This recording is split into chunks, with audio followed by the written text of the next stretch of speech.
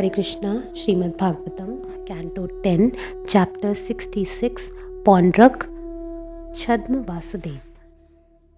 सुखदेव गोस्वामी ने कहा, हे राजन, जब बलराम नंद के ग्राम ब्रज को देखने गए हुए थे तो करुष के राजा ने मूर्खता पूर्वक यह सोचकर कि मैं भगवान वासुदेव हूँ, भगवान कृष्ण के पास अपना दूत भेजा।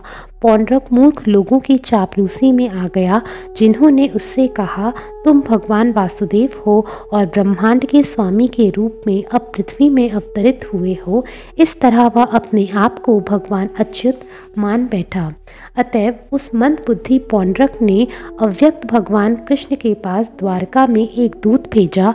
पौंड्रक ऐसे मूर्ख बालक की तरह आचरण कर रहा था जिसे अन्य बालक राजा मान देते हैं।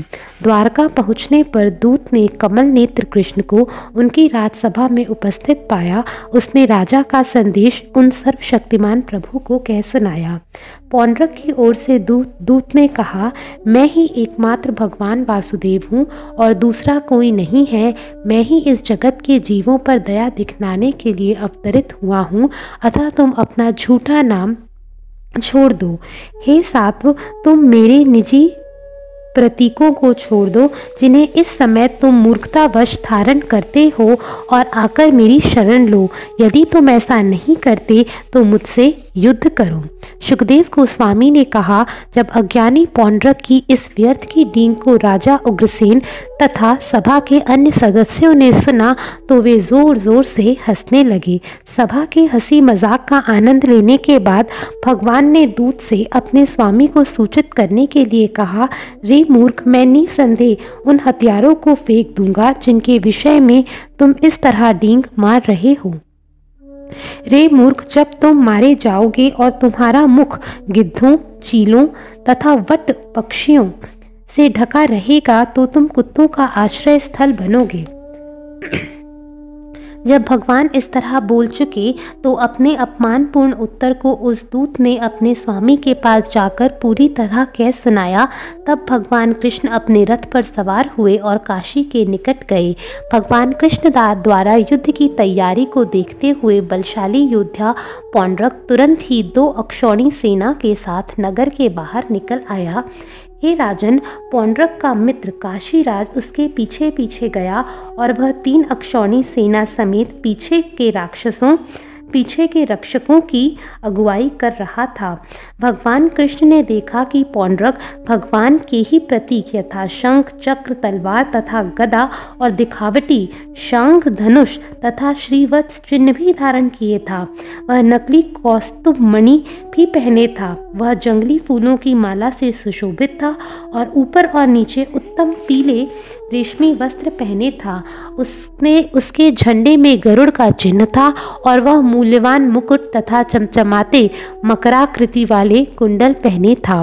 जब भगवान हरि ने देखा कि राजा ने उन्हीं जैसा अपना वेश बना रखा है जिस तरह मंच पर कोई अभिनेता करता हो, तो वे खूब हंसे।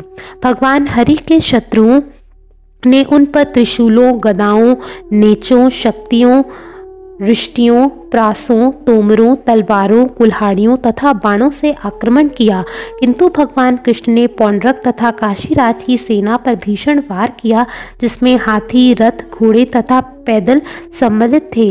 भगवान ने अपनी गदा, तलवार, सुदर्शन चक्र तथा बाणों से अपने शत्रु को उसी तरह रौंद दिया जिस तरह युगांत में प्रलयाग्नि विविध प्रकार के प्राणियों को रौंदती है। भगवान के चक्र द्वारा खंड खंड किए गए रथों, घोड़ों, हाथियों, मनुष्यों, खच्चरों तथा ऊंटों से पटा हुआ युद्ध क्षेत्र उसी तरह चमक रहा था मानो विद्वान को आनंद प्रदान करने वाला भूतपति का भयावना अखाड़ा हो। तब भगवान कृष्ण ने पौंड्रक को संबोधित किया, रे पौंड्रक, तूने अपने दूत के माध्यम से जिन हथियारों के लिए कहलवाया था, अब मैं उन्हीं को तुझ पर छोड़ रहा हूँ। रे मूर्ख, अब मैं तुझसे अपना नाम छुड़वा कर रहूँगा जिसे तूने झूठे ही धारण कर रखा है। मैं तब अवश्य ही तेरी शरण ग्रहण करूँगा यदि मैं तुझसे युद्ध में युद्ध नहीं करना चाहूँगा।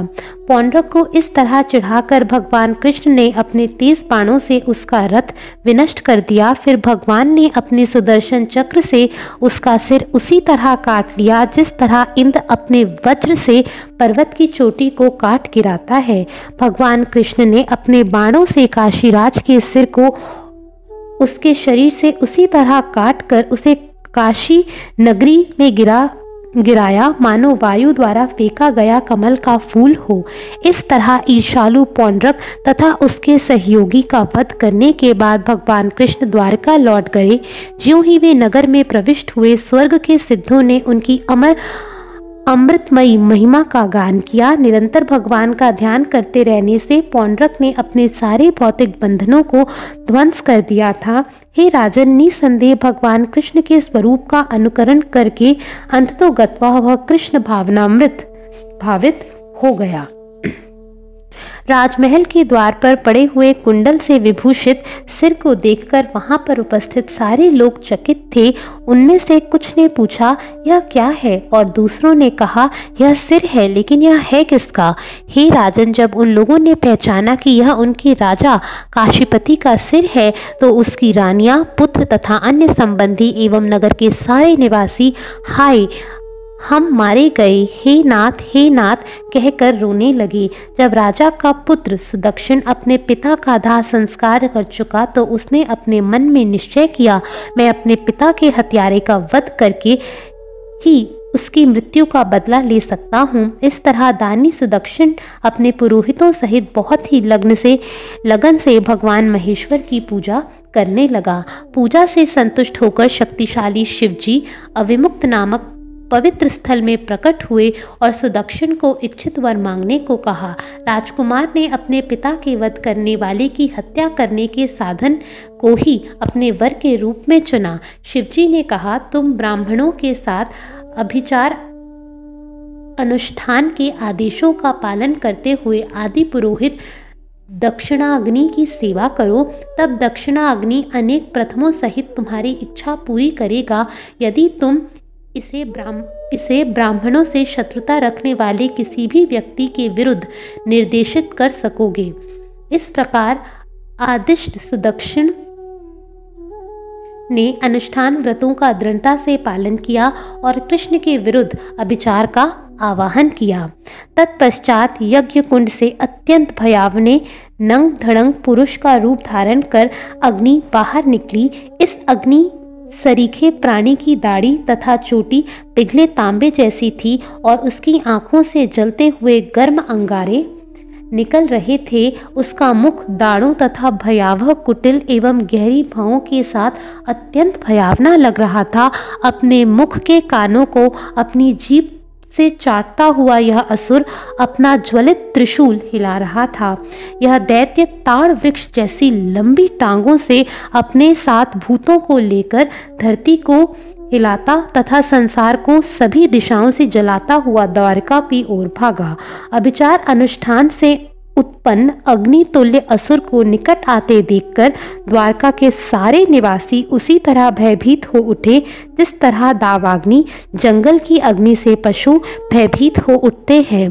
भय से किम कर्तव्य विमूढ़ लोगों ने उस समय राज दरबार में चौसर खेल रहे भगवान के पास रो रोकर कहा, हे तीनों लोकों के स्वामी, नगर को जलाने वाली इस अग्नि से हमारी रक्षा कीजिए। जब कृष्ण ने लोगों की व्याकुलता सुनी और देखा कि उनके अपने लोग भी विशुद्ध हैं तो एकमात्र सर्वश्रेष्ठ शरणदाता हंस पड़े और उनसे कहा, डरो मत, मैं तुम्हारी रक्षा करूंगा।